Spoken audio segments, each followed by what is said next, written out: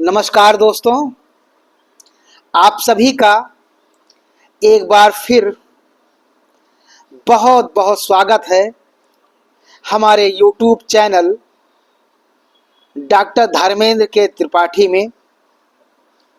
दोस्तों, आज जो हमारा विषय है वो है वानिकी, फॉरेस्ट्री। वानिकी। दोस्तों, पृथ्वी की सतह पर बिना मानवीय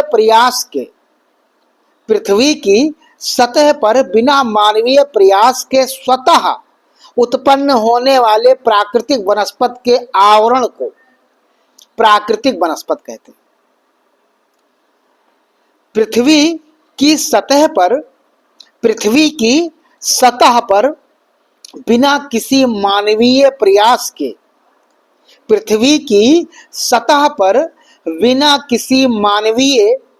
प्रयास के स्वतः उत्पन्न होने वाले वनस्पति के आवरण को प्राकृतिक वनस्पति कहते हैं। यानी आप प्राकृतिक वनस्पति समझ गए होंगे आप सभी लोग कि पृथ्वी की सतह पर बिना किसी मानवीय प्रयास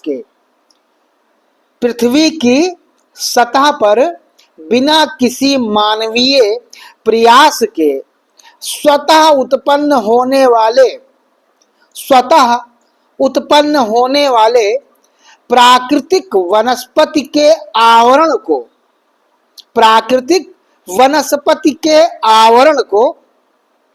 प्राकृतिक वनस्पति कहते हैं। दूसरे शब्दों में अगर देखा जाए या कह सकते हैं अन्य शब्दों में, भौतिक दशाओं में धरातल पर स्वतः विकसित होने वाला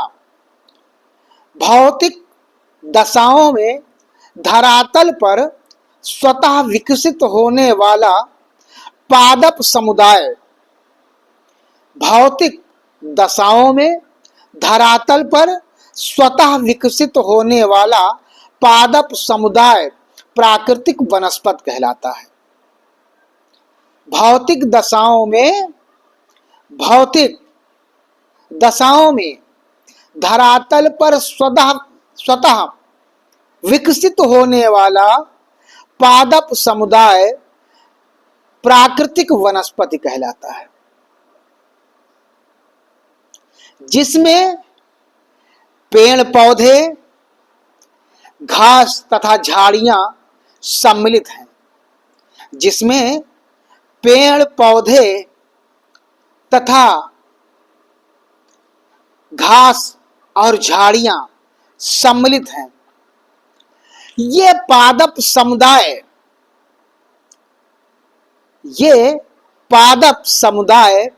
विभिन्न आकृति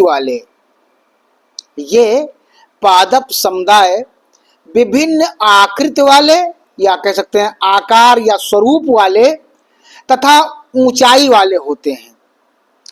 यानी विभिन्न जलवायु क्षेत्रों में ये अलग अलग गुणवत्ता वाले वनस्पतियां होती हैं।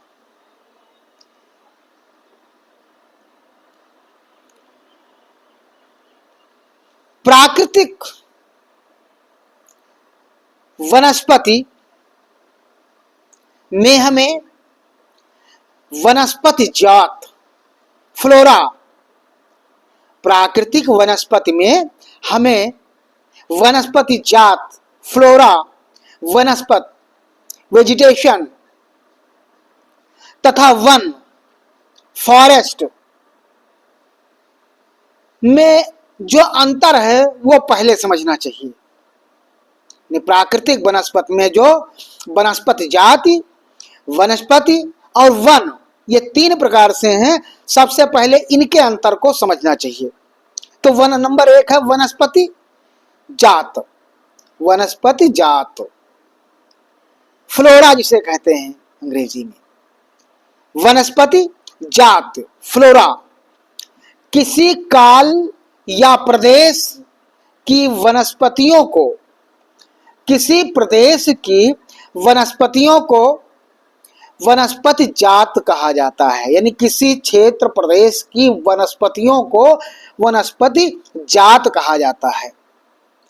इसके अंतर्गत किसी समय विशेष से संबंधित पेड़ पौधे, यानी वनस्पति जात के अंतर्गत किसी समय विशेष से संबंधित पेड़ पौधे, झाड़ियां व घास आदि को सम्मिलित किया जाता है। किसी समय विशेष के पेड़ पौधे, घास, झाड़ियां आदि को सम्मिलित किया जाता है। इन्हें वर्ग विशेष के आधार पर सूचीबद्ध किया जाता है। यानी वनस्पति जात जो है, किसी प्रदेश की वनस्पतियों को वनस्पति जात कहा जाता है। किसी प्रदेश की वनस्पतियों को वनस्पति जाति कहा जाता है। इसके अंतर्गत किसी विशेष से संबंधित किसी विशेष समय विशेष से संबंधित पेड़ पौधे, घास, झाड़ियां आदि को सम्मिलित किया जाता है। इन्हें वर्ग विशेष के आधार पर विभाजित भी किया जाता है। दूसरा है वनस्पति, वेजिटेशन। दूसरा है वनस्पति, किसी प्रदेश में पाया जाने वाला पादप समुदाय। किसी प्रदेश में, यानी वनस्पति किसी प्रदेश में पाया जाने वाला पादप समुदाय जिसमें छोटे बड़े पौधे। किसी प्रदेश में पाया जाने वाला पादप समुदाय जिसमें छोटे बड़े पौधे, झाड़ियां, घास, शाक तथा लाइकेन आदि सम्मिलित हैं का विशिष्ट समूह वनस्पति कहलाता है। ये किसी भौगोलिक पर्यावरण में एक दूसरे के साथ साहचर्य में रहते हैं।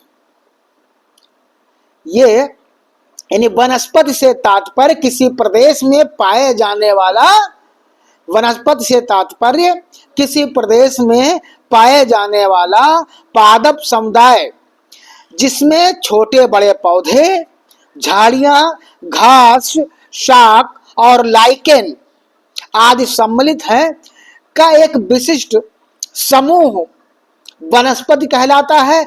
ये किसी भौगोलिक पर्यावरण में एक दूसरे के साथ साहचर्य में रहते हैं। तीसरा है वन, यानी पहला वनस्पति जात, दूसरा वनस्पति और तीसरा वन, फॉरेस्ट। वृक्षों और झाड़ियों से आवृत बड़े भूभाग।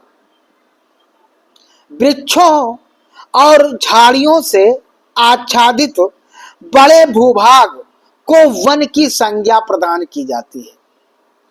वृक्षों और झाड़ियों से आवृत बड़े भूभाग को वन की संज्ञा दी जाती है। वनों में मुख्य प्राकृतिक वनस्पति के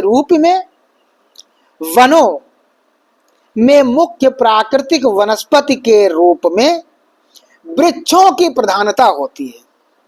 यानी वन में अगर देखा जाए तो यहाँ पर वृक्षों की प्रधानता होती है।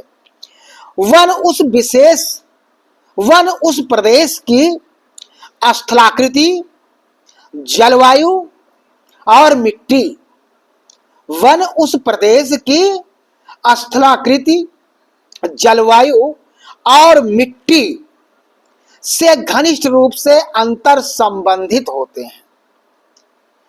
यानी वन वृक्षों एवं झाड़ियों से आवृत, वन से तात्पर्य वृक्षों और झाड़ियों से आवृत बड़े भूभाग को वन की संज्ञा प्रदान की जाती है। वृक्षों और झाड़ियों से आवृत बड़े भूभाग को वन की संज्ञा प्रदान की जाती है। वनों में मुख्य प्राकृतिक वनस्पति के रूप में अगर देखा जाए, वनों में अगर मुख्य प्राकृतिक वनस्पति के रूप में अगर देखा जाए तो यहाँ वृक्षों की प्रधानता होती है।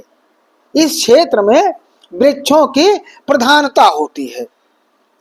वन उस प्रदेश की स्थलाकृति, जलवायु और मिट्टी, वन उस भूभाग के या उस प्रदेश के या उस क्षेत्र के स्थलाकृति, जलवायु और मिट्टी से घनिष्ठ रूप से अंतर संबंधित होते हैं। तो ये तीनों चीजें हैं, वनस्पति जाति, वनस्पति और वन। अब है वनस्पति या वनों को प्रभावित करने वाले कारक। हम सभी जानते हैं कि विभिन्न क्षेत्रों में विभिन्न प्रकार की प्राकृतिक वनस्पतियां पाई जाती हैं। विभिन्न क्षेत्रों में विभिन्न प्रकार की प्राकृतिक वनस्पतियां पाई जाती हैं। उन प्राकृतिक वनस्पतियों पर उस प्रदेश में या उस क्षेत्र की जलवायु, धरातलीय बनावट, स्थलाकृति, वर्षा, जलापूर्ति, पवन, प्रकाश, मिट्टी, तापमान, इन सब चीजों की वनस्पतियों, प्राकृतिक वनस्पतियों पर महत्वपूर्ण भूमिका होती है। यानी जो विशेष क्षेत्रों में, विशेष भूभागों में, विशेष प्रकार प्रदेशों में अनेक प्रकार की वनस्पतियां पाई जाती हैं, उन वनस्पतियों पर वहां जलवायु, जलपूर्ति, पवन, प्रकाश, मिट्टी, तापमान, ये ऐसे महत्वपूर्ण कारक हैं जिनका प्राकृतिक वनस्पतियों पर विशेष प्रभाव पड़ता है। इसीलिए देखा जाए तो विभिन्न क्षेत्रों में विभिन्न प्रकार की प्राकृतिक वनस्पतियां पाई जाती हैं। तो प्राकृतिक वनस्पतियां या वनों को प्रभावित करने वाले कारकों में अगर देखा जाए तो नंबर 1 आता है तापमान। प्राकृतिक वनस्पति या वन को प्रभावित करने वाले कारकों में अगर देखा जाए तो नंबर 1 कारक है वन, नंबर 1 कारक है तापमान, नंबर 1 कारक तापमान। तापमान और वनस्पति में बहुत गहरा संबंध पाया जाता है। तापमान और वनस्पति में बहुत ही गहरा संबंध पाया जाता है। वनस्पति की भिन्न भिन्न जातियां,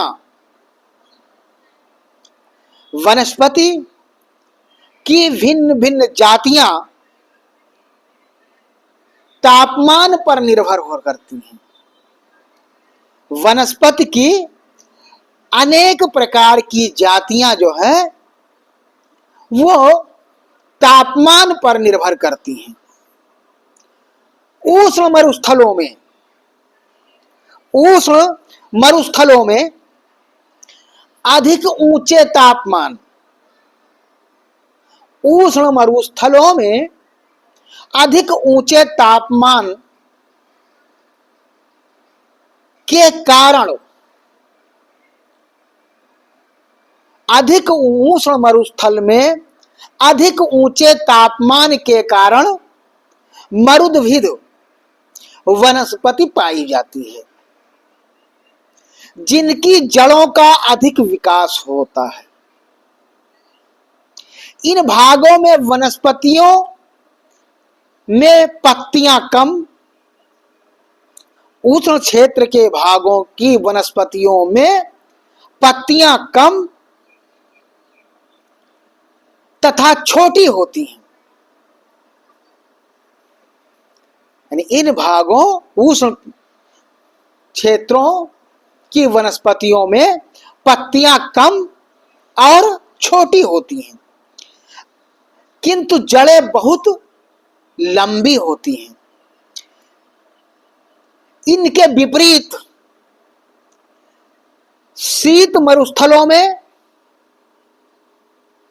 इसके विपरीत शीत मरुस्थलों में जहां तापमान सदैव हिमांक बिंदु से प्रायः नीचे रहते हैं, यानी इसके विपरीत शीत क्षेत्रों में जहां तापमान हिमांक बिंदु से प्रायः नीचे रहते हैं, ऐसी वनस्पतियों का विकास होता है जो सामान्यतः भूमि के ऊपर ही छोटी छोटी झाड़ियां या घास के रूप में फैली पाई जाती है।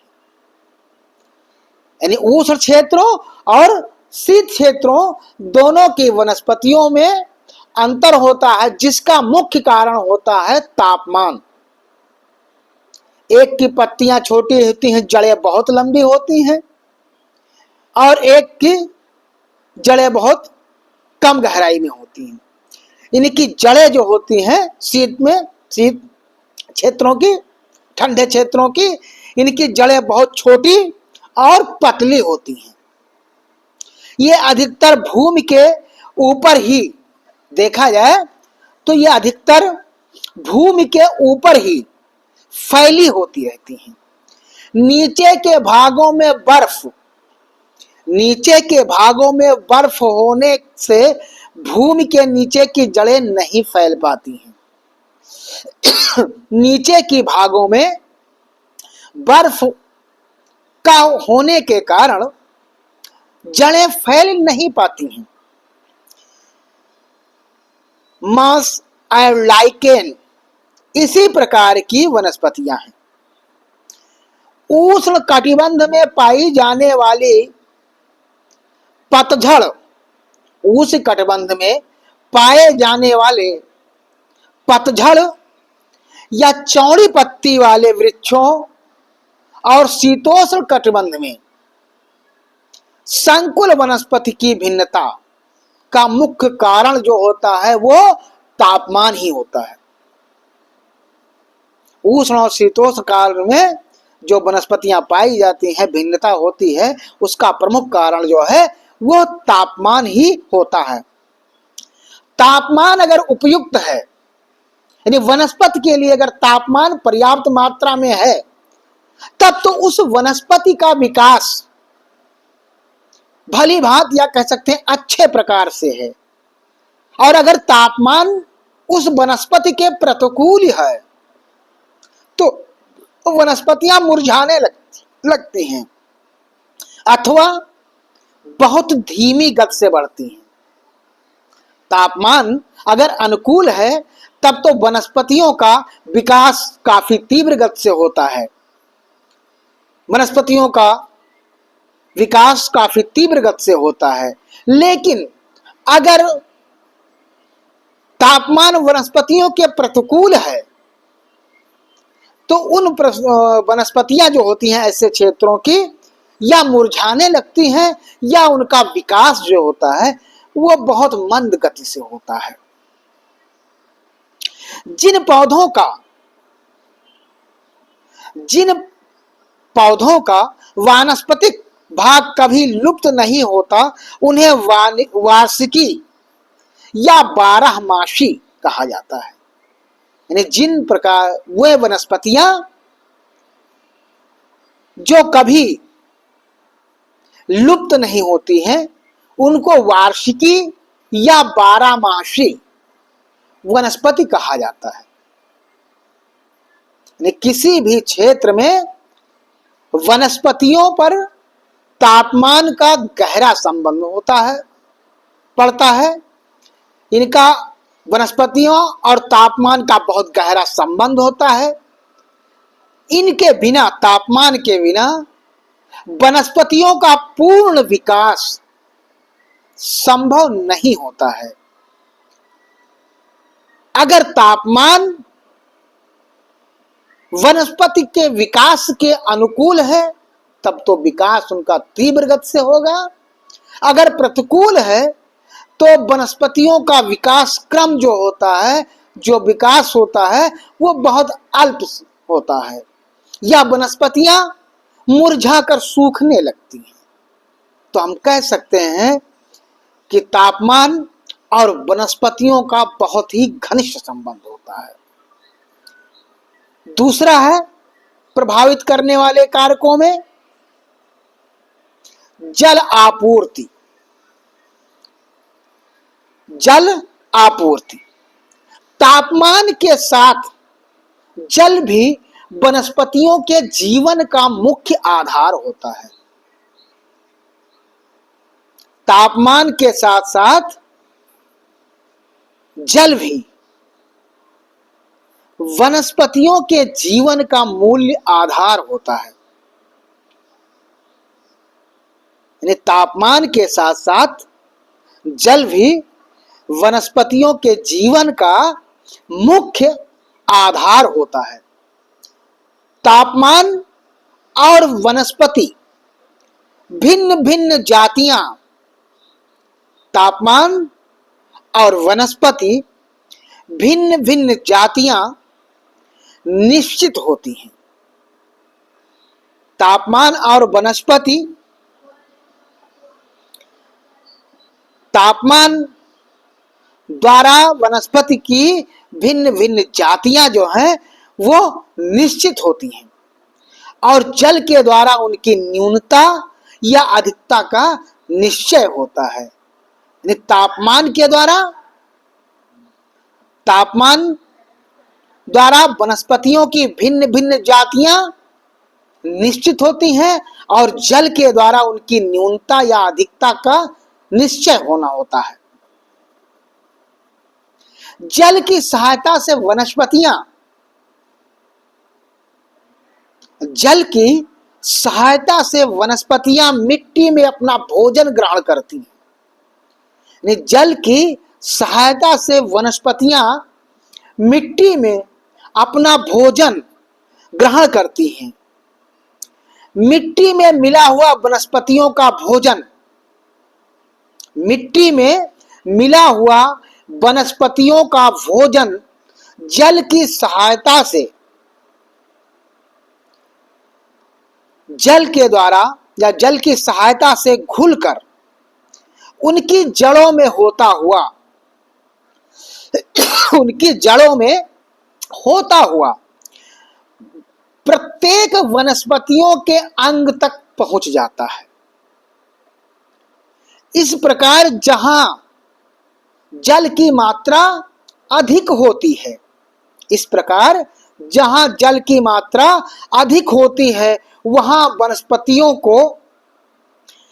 वनस्पतियों के पत्ते से लहलहाते हुए वृक्ष, यानी जहां जल की मात्रा वनस्पतियों के अनुकूल या पर्याप्त होती है, वहां वनस्पतियों के पत्ते लहलहाते हुए और हरी भरी घासों की प्रधानता होती है।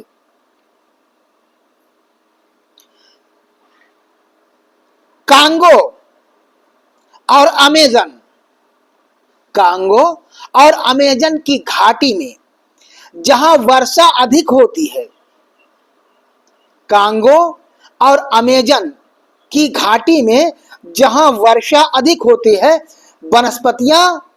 वनस्पतियों की अधिकता पाई जाती है। कांगो और अमेजन के क्षेत्रों में जहां वनस्पतियां अधिक होती हैं, वहां इनकी वनस्पतियों की अधिकता पाई जाती है। अत्यधिक नम भागों में पाए जाने वाले, अत्यधिक नम भागों में पाए जाने वाले पौधों को, अत्यधिक नम पौधों पाए जाने वाले पौधों को अर्थात जलोद्भिद कहते हैं। ऐसे पौधों के तने लंबे और पतले, जड़ें छोटी, पत्तियां चौड़ी और पतली होती हैं और उनमें लकड़ीदार रेशे बहुत कम होते हैं। इनमें लकड़ीदार रेशे बहुत कम होते हैं, लेकिन सहारा जैसी भूमि में जहां जल की कमी रहती है, जिससे वनस्पतियां अपना भोजन आसानी से नहीं प्राप्त कर सकती हैं, इनकी कमी सबको अखरती है। कैसे? यानी जल की कमी सारी वनस्पतियों को अखरती है। मरुभूमियों में जहां मरुद्यान होते हैं, वहां काफी घास और वृक्ष उग जाते हैं।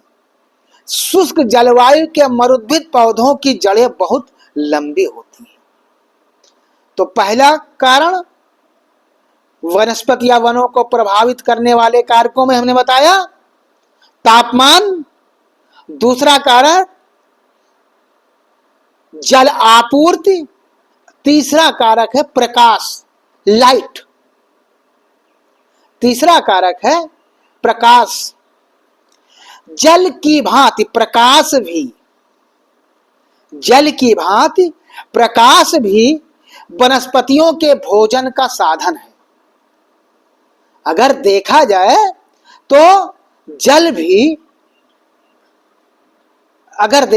तो प्रकाश भी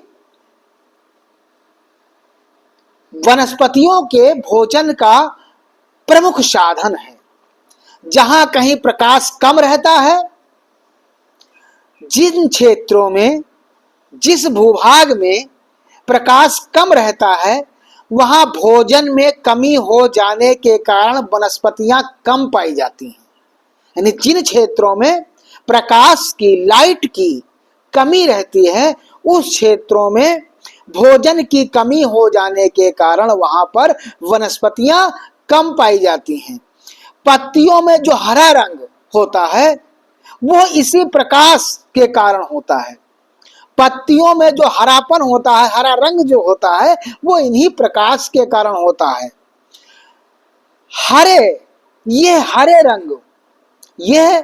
हरे रंग वाला पदार्थ पर्ण रहित, ये हरे रंग वाला प्रकाश पर्ण हरित वायु में मिली हुई कार्बन डाइऑक्साइड गैस तथा प्रकाश के द्वारा बनता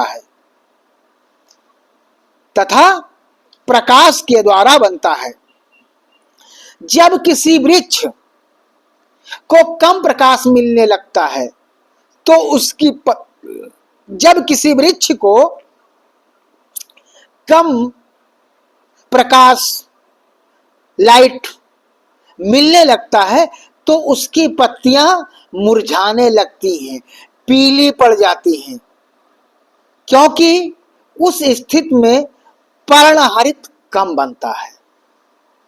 तो प्राकृतिक वनस्पतियों के विकास में प्रकाश, लाइट की भी महत्वपूर्ण भूमिका होती है, जो उनके विकास को प्रभावित करती है। अगला है पवन, विंड। प्राकृतिक वनस्पति या वनों को प्रभावित करने वाले कारकों में अगला कारक है पवन। पवन भी वनस्पतियों के लिए एक उपयोगी कारक है। वायु भी के विकास के लिए एक महत्वपूर्ण उपयोगी तत्व है। पवन वर्षा का कारण है। वायु जो है वर्षा का कारण है, जिससे वनस्पतियों को जल मिलता है, किंतु सहायता मिलने की अपेक्षा कभी कभी पवन से वनस्पतियों को हानि भी हो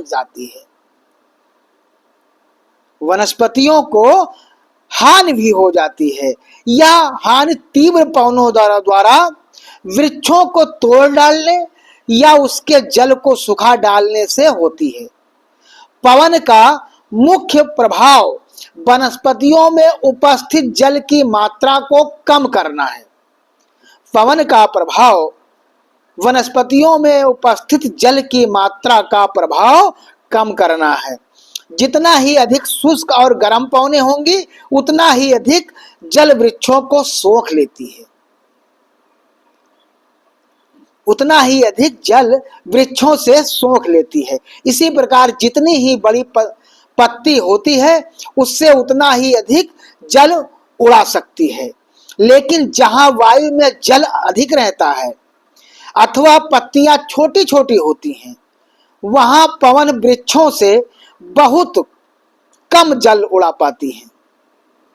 यही कारण है कि उष्ण कटिबंधीय जहां पर वायु और वृक्षों में जल की मात्रा अधिक रहती है में वृक्षों की पत्तियां बहुत चौड़ी होती हैं, जिससे वृक्ष का काफी जल वायु में उड़ जाता है।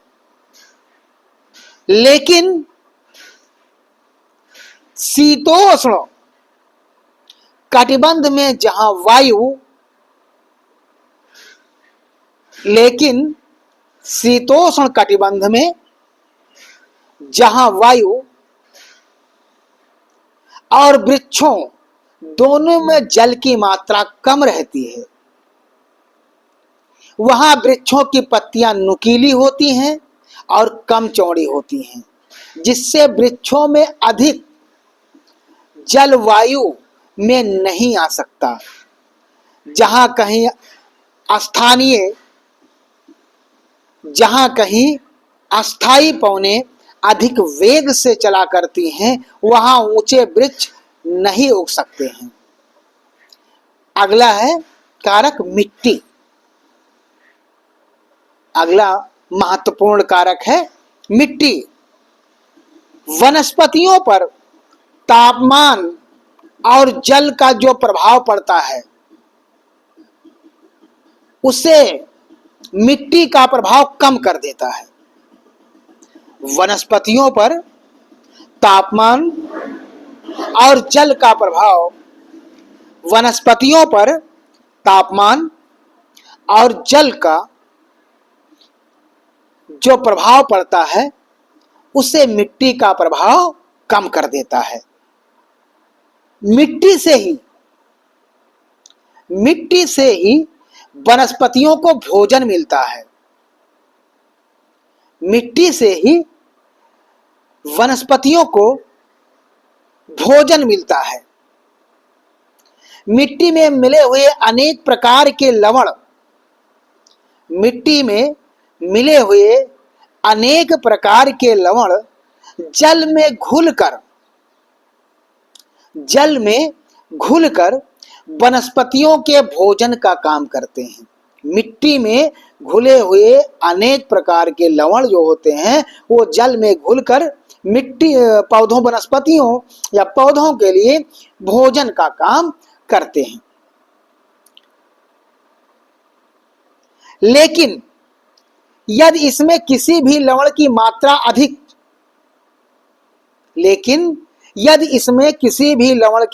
अधिक हो जाए तो वहां वनस्पतियां नहीं पनप पाती हैं। अगर किसी भी लवण की मात्रा अधिक हो जाती है तो वहां वनस्पतियां नहीं पनप पाती हैं। कणों के अनुसार मिट्टी में जल की मात्रा कम या अधिक। कणों के अनुसार मिट्टी में जल की मात्रा कम या अधिक होती है। छोटे कणों वाली मिट्टी में जल की मात्रा अधिक होती है। छोटे कणों में जल की मात्रा अधिक होती है। लेकिन यदि मिट्टी के कण मोटे होते हैं तो उस मिट्टी में जल बहुत कम होता है। यानी उसके कण अगर मोटे हैं तो वहां पर जल की मात्रा में बहुत कमी होती है। इस प्रकार मिट्टी की बनावट, इस प्रकार मिट्टी की बनावट वृक्षों में को मिलने वाले जल की मात्रा का निश्चय करती है। मिट्टी की बनावट वृक्षों की मिलने वाली जल की मात्रा का निश्चय करती है। यदि मिट्टी चिकनी होती है, यदि मिट्टी चिकनी होती है तो उससे वृक्षों को अधिक जल मिलता है। यदि मिट्टी चिकनी होती है तो उससे वृक्षों को अधिक जल मिलता है। किंतु यदि मिट्टी मोटी है, यदि मिट्टी मोटी है तो उससे वृक्षों को जल कम मिलता है। इसी रचना पर मिट्टी में मिली हुई वायु की मात्रा भी निर्भर करती है। चिकनी मिट्टी में बारीक कणों, अगर चिकनी मिट्टी में बारीक कणों के पास पास होने के कारण वायु कम और जल अधिक रहता है, वायु कम और जल अधिक रहता है। किंतु मोटी मिट्टी के कणों में बिखरे रहने के कारण वायु अधिक और जल कम रहता है। जल और वायु वनस्पति के लिए आवश्यक है। जल और वायु वनस्पति के लिए आवश्यक है। इसलिए इनके लिए, इसलिए उनके लिए उपयोगी मिट्टी वही है जो ना तो बहुत मोटी ही हो, यानी वनस्पतियों के लिए अनुकूल वही मिट्टी है जो ना तो बहुत मोटी ही हो और न ही चिकनी ही हो, ना ही बहुत मोटी हो और ना ही चिकनी हो, अर्थात उसमें वनस्पतियों की जड़ें सांस भी ले सके और जल के द्वारा भोजन भी मिल सके। तो ये जो है प्राकृतिक वनस्पति या वनों को प्रभावित करने वाले कारक थे, जिसमें प्रमुख कारक में नंबर 1 तापमान, नंबर 2 जल आपूर्ति, नंबर 3 प्रकाश, नंबर 4 पवन और नंबर 5 प्रकार मिट्टी। ये प्रमुख कारक हैं जिनके आधार पर वनस्पतियों का विकास या स्वरूप निर्धारित होता है। अगला इसी में आता है तो विषय प्राकृतिक वनस्पति की संरचना एवं स्वरूप। प्राकृतिक वनस्पति की संरचना और स्वरूप।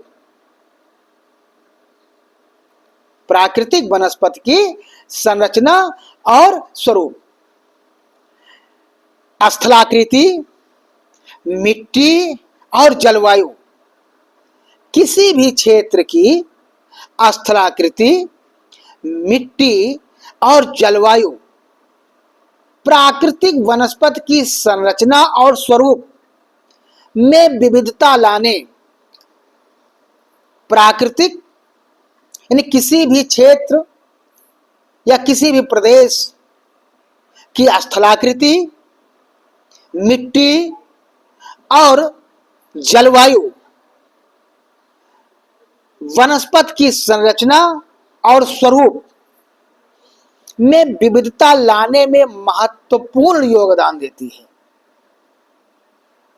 यानी जो वनस्पतियों में विविधता होती है उसका मूल कारण स्थलाकृति, मिट्टी और वनस्पति की संरचना। वनस्पति की संरचना को पौधों के भौतिक स्वरूप, यानी वनस्पति की संरचना को पौधों के भौतिक स्वरूप, ऊंचाई, आकार एवं आकृति, वनस्पति की संरचना को पौधों के भौतिक स्वरूप, ऊंचाई आकार एवं आकृति के आधार पर निम्न रूपों में विभाजित किया जाता है। यानी वनस्पति की संरचना, पौधों के भौतिक स्वरूप, ऊंचाई, आकार एवं आकृति के आधार पर इसे निम्न प्रकार से विभाजित करते हैं। नंबर 1, वृक्ष, ट्री। वृक्ष क्या है? ट्री, वृक्ष। काष्ठ युक्त तथा दीर्घ आयु वाले, यानी वृक्ष जो होते हैं वो काष्ठ युक्त तथा दीर्घ आयु वाले पौधों को वृक्ष कहा जाता है।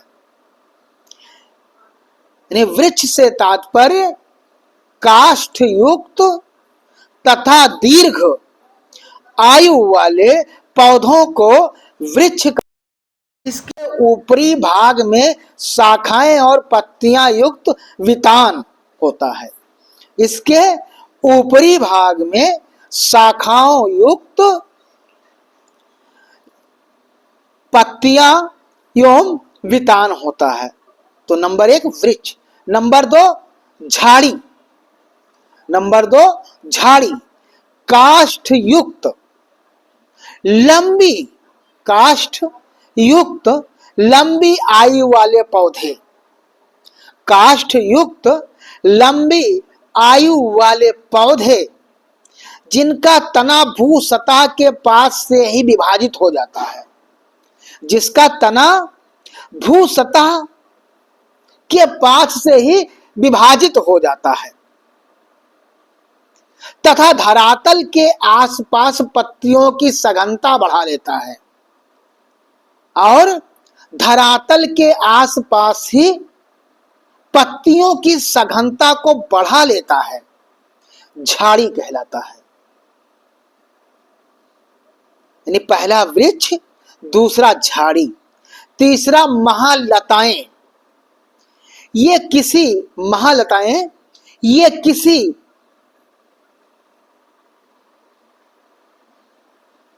झाड़ी या वृक्ष, महालताएं ये किसी झाड़ी या वृक्ष के सहारे विकसित होती हैं, के सहारे विकसित होती हैं। इनका तना जो होता है वो काष्ठ युक्त होता है, लेकिन यह पतला एवं टेढ़ा मेढ़ा होता है। महालताएं भूमध्य रेखीय सदाबहार वन क्षेत्रों में बहुतायत में पाई जाती हैं।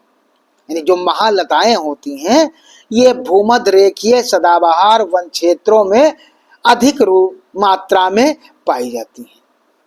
नंबर 4 लताएं, यानी नंबर 1 वृक्ष, नंबर 2 झाड़ियां, नंबर 3 महालताएं, नंबर 4 लताएं। ये महालताओं से छोटी होती हैं।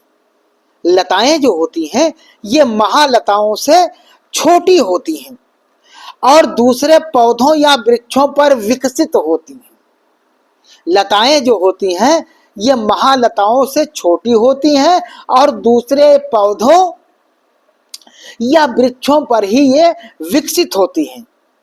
कभी कभी ये स्वतंत्र रूप से भी ये लताएं विकसित हो जाती हैं, कभी कभी स्वतंत्र रूप से भी ये लताएं विकसित हो जाती हैं। भूमध्य रेखीय सदाबहार वनों में इनकी संख्या सर्वाधिक पाई जाती है। यानी लताओं की संख्या अगर देखा जाए तो भूमध्य रेखीय क्षेत्रों, वन क्षेत्रों में इनकी पाई जाती है। नंबर 5 तृण, हर्ब्स, तृण। नंबर 1 वृक्ष, नंबर 2 झाड़ी, नंबर 3 महालताएं, नंबर 4 लताएं और नंबर 5 तृण या हर्ब्स। काष्ठ विहीन,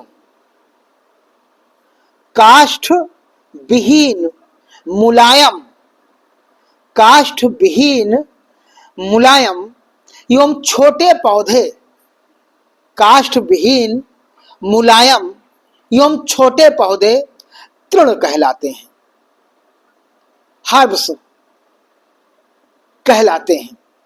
जो विविध रूपों जो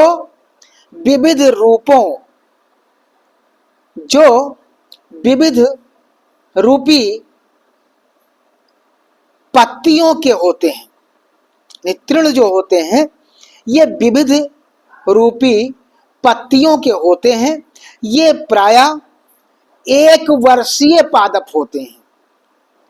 ये प्रायः 1 वर्षीय पादप होते हैं, लेकिन कुछ तृण दीर्घ आयु वाले भी होते हैं। यानी तृण जो होते हैं ये काष्ठ विहीन होते हैं, मुलायम एवं छोटे पौधे जो होते हैं वो तृण कहलाते हैं।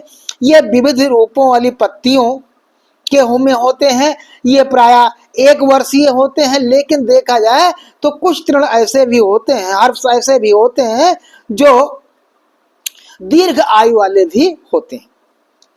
नंबर 6, घास, तृण सदृश वाली